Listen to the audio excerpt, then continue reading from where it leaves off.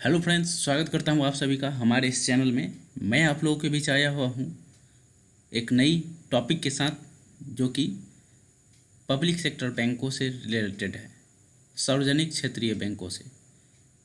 आजकल के एग्ज़ाम में, रिसेंटली एग्ज़ाम में मर्जर ऑफ बैंक से रिलेटेड काफ़ी सवाल पूछे जा रहे हैं। तो सबसे पहला टॉपिक मेरा मर्जर ऑफ बैंक से होगा। उसके बाद जानेंगे कितने पब्लिक सेक्टर बैंक हैं और टोटल हैं तो कितने पब्लिक सेक्टर हैं, उनके बारे में जानकारी लेंगे। इसके बाद एक इंडेक्स के थ्रू मैं आप लोगों को बताऊंगा, माफ़ कीजिएगा, जितने भी हेड क्वार्टर्स हैं उसकी स्टेबलाइजमेंट ईयर, MDCOE और टैगलाइन जो भी हैं, सारी चीज़ों के बारे में मैं आप लोग को इस वीडियो में बताऊंगा।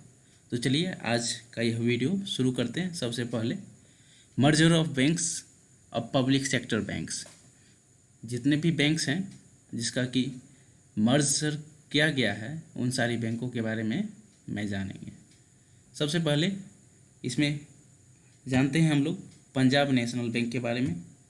पंजाब नेशनल बैंक के बारे में देखा जाए तो पंजाब नेशनल बैंक के साथ जो है दो बैंकों का मर्ज किया गया है। फर्स्ट बैंक है यूनाइटेड बैंक ऑफ इंडिया और सेकेंड बैंक है oriental bank of commerce.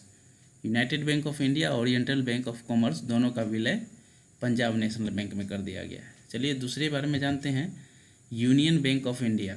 Union bank of India के साथ जो है आंध्रा बैंक और कोऑपरेटिव बैंक, आंध्रा बैंक और कोऑपरेटिव बैंक का विलय जो यूनियन बैंक ऑफ इंडिया के साथ कर दिया गया है। थर्ड नंबर में देख रहे हैं इंडियन बैंक।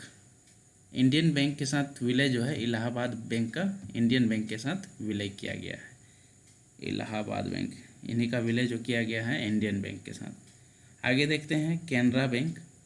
कैनरा बैंक के साथ जो है सिंडिकेट बैंक का विलय किया गया है। यही यहाँ देख रहे हैं आप लोग, ये सिंडिकेट बैंक का सिंबल लगा हुआ है। यही सिंडिकेट बैंक का विलय जो है कैनरा बैंक के साथ कर दिया गया। चलिए आगे देखते हैं bank of Baroda. Bank of Baroda के साथ जो है दो बैंकों का विलय किया गया है, विजय बैंक और देना बैंक। काफ़ी एग्जामों में यह क्वेश्चन पूछी जा चुकी है, जो बैंक ऑफ बड़ौदा के साथ किन दो बैंकों का विलय किया गया है। तो फर्स्ट विजया और दूसरा देना बैंक। चलिए और जान लेते हैं लक्ष्मी विलास बैंक का भी विलय DBS बैंक के साथ कर दिया गया है। लक्ष्मी विलास बैंक का विलय DBS बैंक के साथ किया गया है। यहाँ हम लोगों ने जाना विभिन्न बैंकों का विलय करके टोटल 12 पब्लिक सेक्टर बैंक बनाए गए हैं। पब्लिक सेक्टर बैंक जिसे कहा जाए सार्वजनिक क्षेत्र की बैंक, और आम भाषा में सरकारी बैंकों में विलय किया गया है। ये 12 सरकारी बैंक कौन सारे हैं, इन सारे 12 पब्लिक सेक्टर बैंकों के बारे में मैं आपको बताता हूँ। सबसे पहला SBI, दूसरे नंबर पे है पंजाब नेशनल बैंक, तीसरे नंबर पर बड़ौदा बैंक, इसके बाद कैनरा बैंक, कैनरा बैंक के बाद यूनियन बैंक, इसके बाद बैंक ऑफ इंडिया, इसके बाद इंडियन बैंक, जो कि इंडियन बैंक के साथ विलय किसका किया गया है, इलाहाबाद बैंक का। इसके बाद देखा जाए तो सेंट्रल बैंक ऑफ इंडिया, इसके बाद इंडियन ओवरसी बैंक, इसके बाद यूको बैंक, इसके बाद बैंक ऑफ महाराष्ट्र और last Punjab and Sindh bank. ये total 12 public sector bank India में हैं। चलिए अब जानते हैं इन सारे पब्लिक सेक्टर बैंक के बारे में कुछ ज़्यादा की जानकारी। सबसे पहले यहाँ पे हम लोग जानेंगे SBI बैंक के बारे में। यहाँ पे सारे पब्लिक सेक्टर बैंक को एक साथ एक इंडेक्स में कलेक्ट किया गया है, जिसमें हम आप लोगों को हर बैंक के हेड क्वार्टर, उसकी स्थापना वर्ष, MDCOE और उसके साथ साथ उसके टैगलाइन के बारे में आप लोग को बताऊंगा। सबसे पहले SBI बैंक का देखते हैं।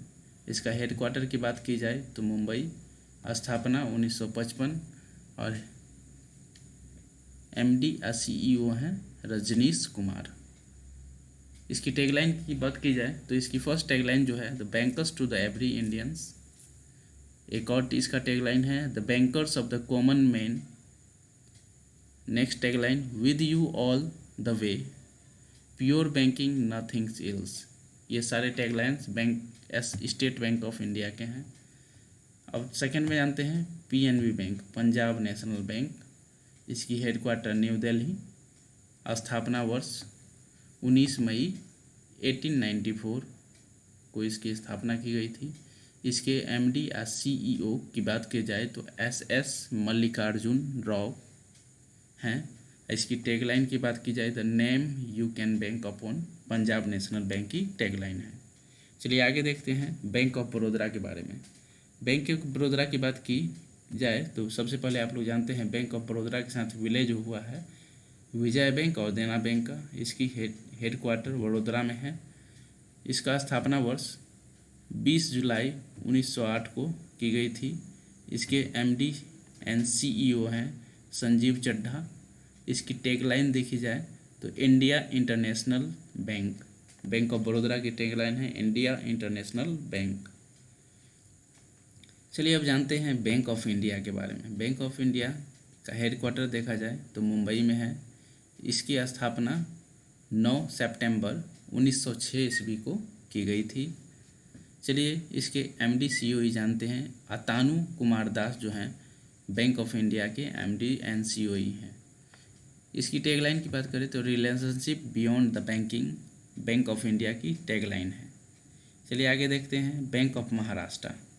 बैंक ऑफ महाराष्ट्र की बात करें तो इसका हेडक्वार्टर पुणे में है। स्थापना वर्ष 16 सितंबर 1935 को। इसके एमडी एंड सीईओ का बात करें तो एएस राजीव जो हैं बैंक ऑफ महाराष्ट्र के एमडी एंड सीईओ हैं। इसकी टैगलाइन की बात करें तो one family one bank, bank of Maharashtra की टैगलाइन है। चलिए अब जानते हैं कैनरा बैंक के बारे में। कैनरा बैंक का जानते हैं आप लोग। कैनरा बैंक के साथ जो है सिंडिकेट बैंक का विलय किया गया है। इसका हेडक्वार्टर बेंगलुरु में है। स्थापना वर्ष 1906 ईस्वी में इसकी स्थापना हुई थी। एलवी प्रभाकर इसके एमडी एंड सीईओ हैं। इसकी टैगलाइन की बात की जाए तो together we can, Canara bank की टैगलाइन है। चलिए आगे देखते हैं सेंट्रल बैंक ऑफ इंडिया के बारे में। सेंट्रल बैंक ऑफ इंडिया जिसका हेडक्वार्टर मुंबई में है। स्थापना वर्ष 1911 है। पल्लव महापात्रा इसके एमडी एंड सीईओ हैं। वहीं इसकी टैगलाइन की बात की जाए तो central to you since 1911 build a better life around us. Central to you since 1911 build a better life around us इसकी टैगलाइन है। चलिए आगे अब इंडियन बैंक के बारे में जानते हैं। इससे पहले मैंने आप लोगों को बैंक ऑफ इंडिया के बारे में बताया। अब मैं इंडियन बैंक के बारे में बता रहा हूँ। ये दोनों में आप कंफ्यूज ना हो। इंडियन बैंक की बात होगी तो इसकी हेडक्वार्टर चेन्नई होगी। वहीं बैंक ऑफ इंडिया की जब बात की जाएगी तो उसकी हेडक्वार्टर मुंबई में है। तो हम यहाँ डिस्कस कर रहे हैं इंडियन बैंक का। तो इंडियन बैंक का हेडक्वार्टर चेन्नई। स्थापना वर्ष 15 अगस्त 1907। इसके एमडी एंड सीईओ की बात करें तो पद्माजा चुंद्रू इसके एमडी एंड सीईओ। इसकी टैगलाइन की बात करें तो your own bank, banking that twice as good इसकी टैगलाइन है इंडियन बैंक की। अब चलिए डिस्कस करते हैं Indian Overseas Bank. Indian Overseas Bank इसकी भी हेडक्वार्टर जो है चेन्नई में ही है। इसकी स्थापना वर्ष देखे जाए तो 10 फरवरी 1937 ईस्वी को 10 फरवरी 1937 ईस्वी को इंडियन ओवरसी की स्थापना हुई थी। इसके एमडी एंड सीईओ की बात करें तो कर्णम शेखर इसके एमडी एंड सीईओ हैं। वहीं इसकी टैगलाइन की बात की जाए तो good people to grow with. Indian Overseas Bank की टैगलाइन है good people to grow with. चलिए अब देखते हैं यूको बैंक। यूको बैंक जिसकी हेडक्वार्टर कोलकाता में है।